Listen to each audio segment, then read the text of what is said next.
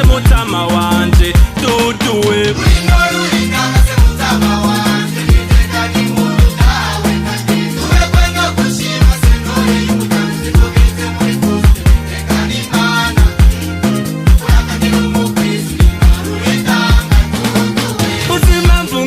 se mutama wanje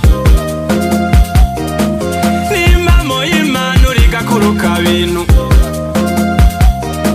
twatuganiwe kiriya nitwo n'intovu twatukuru numvise nitwo n'ikugu ndankayegayega urakagira umugwiza se mutama wanje duduwe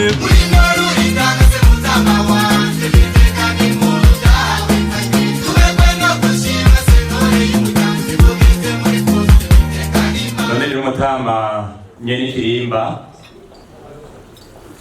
ivyo mwadutumye twebwe twagerageje uko dushoboye twashikishije abashitsi mwatubwiye ko batugendera ariko ivyo kuyaga nabo iyo ngabirano ntayo turaronka nagira rero ndabasabe mwigore muyagishe aba bashitsi kanatsinda muri mwebwe mwari mwayazi n'ubwa mbere none nagira ndabasabe muyage nabo kandi ndazi ko muhuza kuko mbona umenga n'imyaka murayinganya ijambo ni rwawe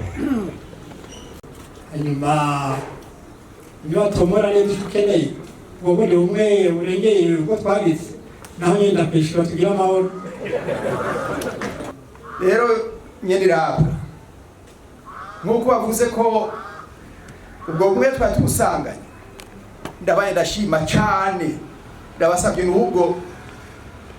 ko babiza kare mu dukunze ubwatsi n'ubwo bumwe mufashe gutembera yuko dusanzwe tumenyereye n'inka mwakira none gere mubaze umuryango ngiyo twayizanye muze kuraba musanga zimeze neza izo ziriko zirabira mbere iki ni cyuhiro cyo muri iyi minsi zizoba zirafata